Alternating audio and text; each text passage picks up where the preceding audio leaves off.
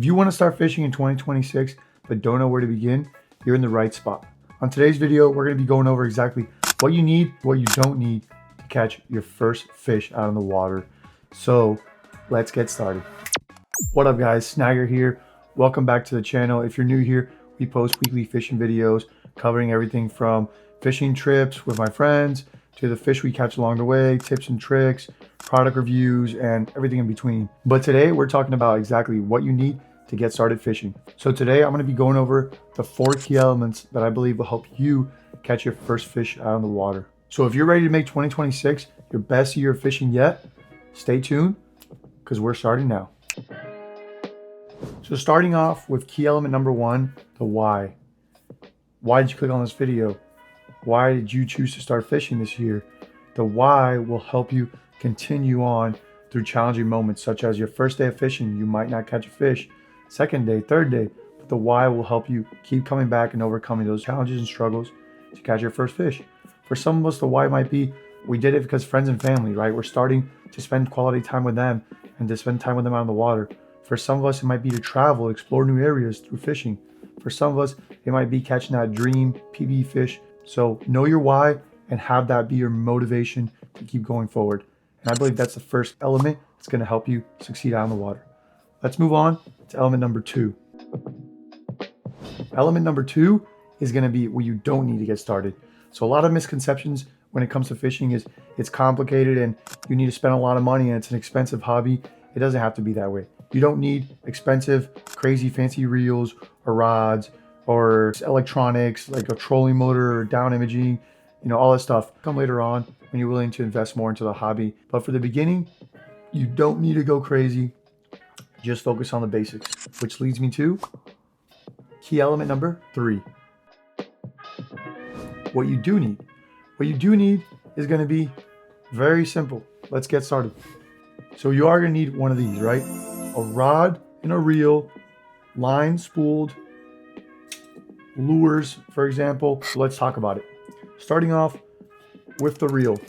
There's different types of reels you can get on the market. You can get spin casts, get a bait caster, and there's spinning reels like this. Finding what's going to be best for you just depends on what type of fishing you're going to be doing. But what I would recommend, the tried and true, and you can't really go wrong with it, even if fishing live bait artificial, it's just get a traditional spinning reel like this. So you can have, you have the regular bail, open and close the bail, you cast, open it up to cast, close it when you're done casting. It's a lot harder to get like a bird's nest with this compared to if you start with like a bait caster or something like that. It takes a little more skill to get started with. So start with something like this. As far as line goes, you can go with braid or monofilament or fluorocarbon, whatever floats your boat. But I recommend if you're just getting started, just get a clear monofilament so it keeps things easy and simple for you. You don't have to worry about even tying a leader at first. Start with that and you'll thank me later. So moving on to the rod now. I recommend you go simple and go with a medium action rod like this. Don't overcomplicate it. Don't look at every specs, the weight, length, everything like that in between. Go with a 6 to 7 foot medium. Go with a 6 to 7 foot medium action rod. Nothing fancy. 2-piece, 1-piece. It don't matter. Get what you can afford. Moving on from there, as far as lure options goes, I would go with a lure that is going to be simple for you to use when you're starting off. When I mean simple, I mean you don't have to finesse it a certain way or crank it a certain way to get the full action of that bait. I recommend going something that you could do straight retrieval with. For example, spoon is something simple, easy. You cast it out, you let it sink for a couple seconds, and you just crank it nice and easy on the way back in. Just crank it, straight retrieve back. So a lure like that would be good. Something else that you could use would be like a paddle tail, for example. That's also a super easy lure. Cast it out, straight retrieve it, let the paddle tail do all the work for you. Spinner baits, go with just straight retrieve methods. Some other stuff to keep in mind that you will probably need is terminal tackles such as like hooks, weights, swivels, things like that. Just start with the basics. If you don't need it right now, don't buy it. A lot of people get burdened getting into fishing. They buy so much stuff, so much equipment and hobbies, and they spend so much money on it, and then they don't even end up using it, and then they end up don't liking the hobby because they're like, oh, I spent $300 just to catch one fish. And it's like, just keep it simple. Get what you can afford right now. Like I said, get a spinning reel, get a rod, maybe a combo of both. Like go to Walmart, Dick's Sporting Goods, get something simple, basic, and just get out there, take a couple casts, and get started. I want to touch back on the baits real quick. If you guys are confused on which lures to get, right?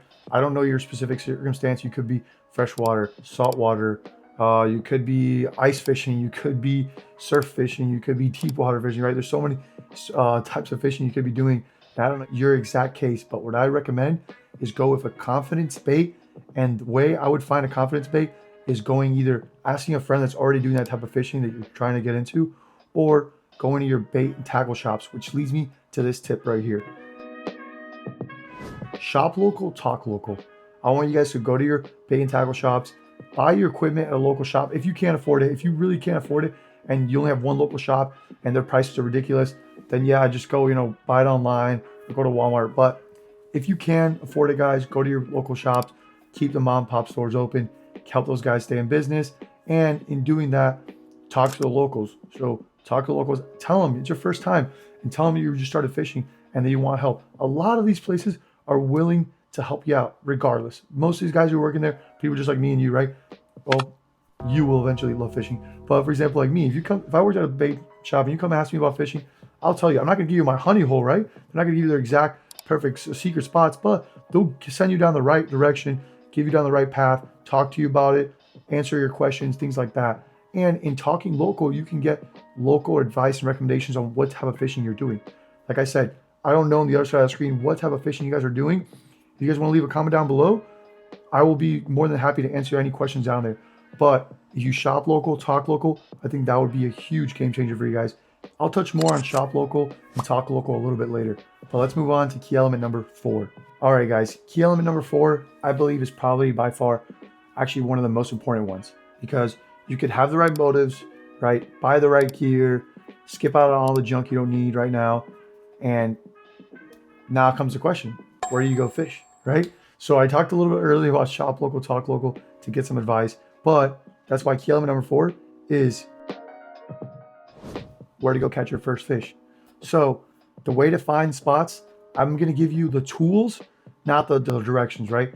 I don't know everybody's circumstance, where you're at, fishing ponds, lakes, rivers, the ocean, right? Deep sea, near shore, everything like that. So I'm going to give you the resources, which is no secret. Google Earth, Apple Maps.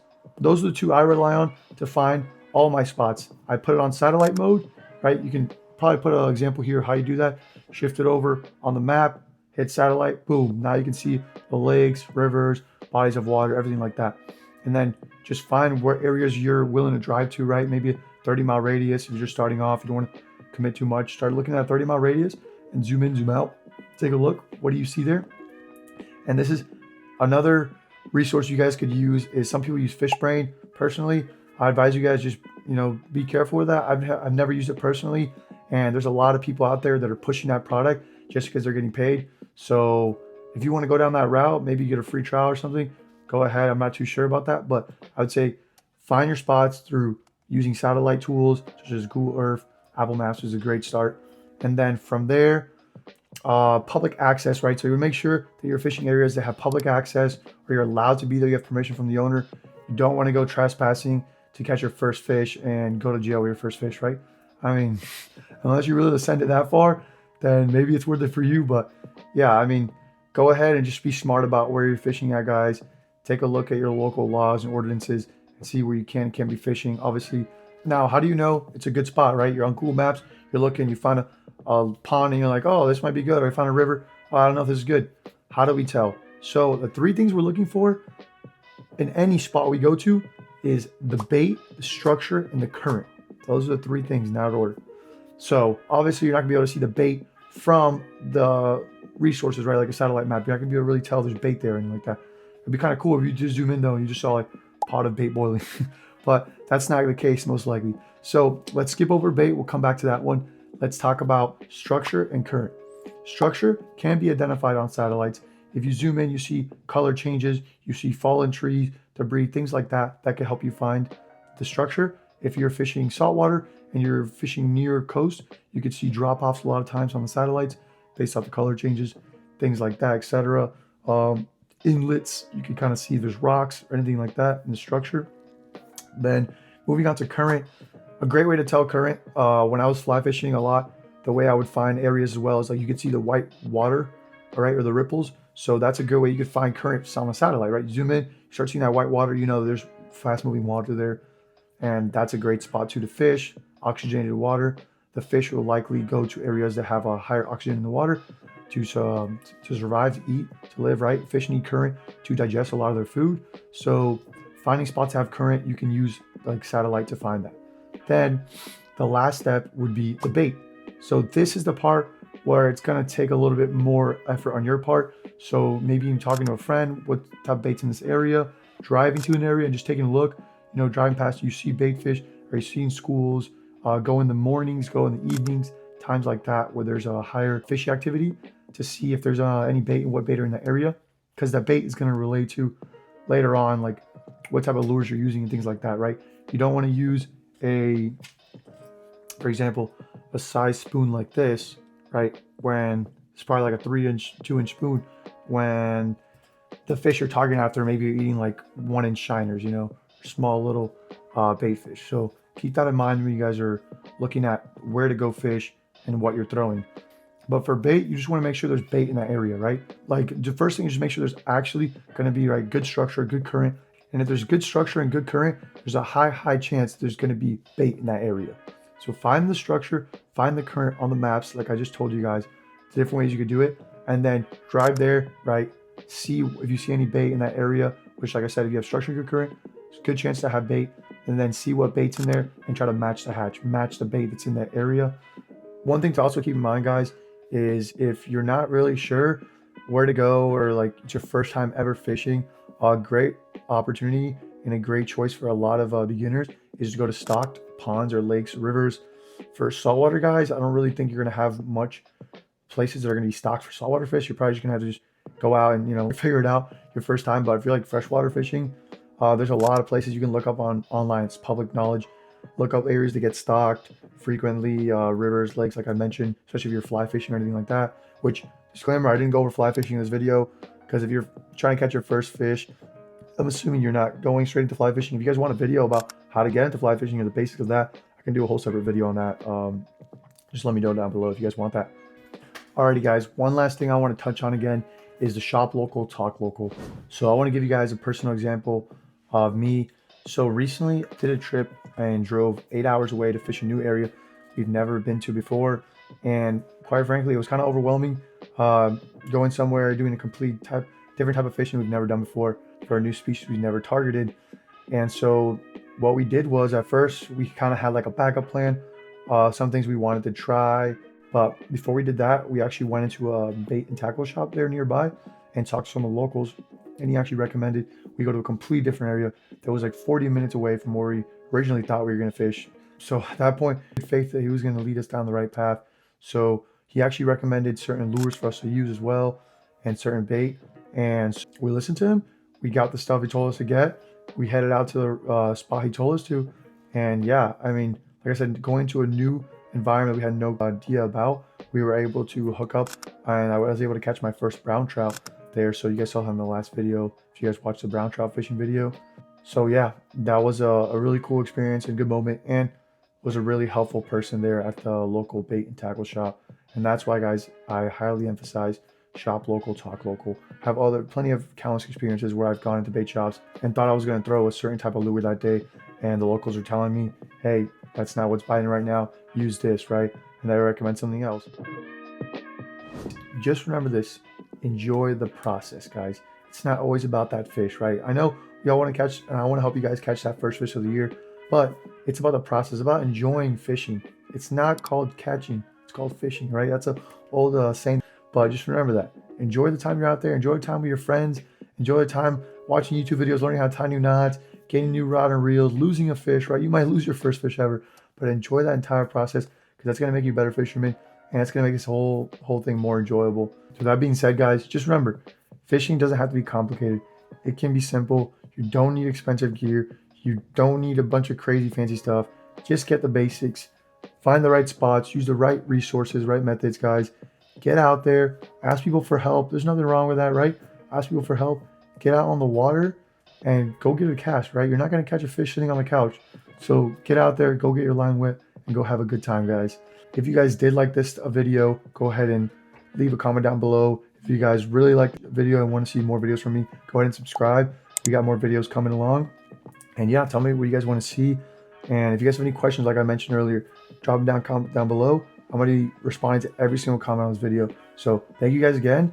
And until next time, get after it.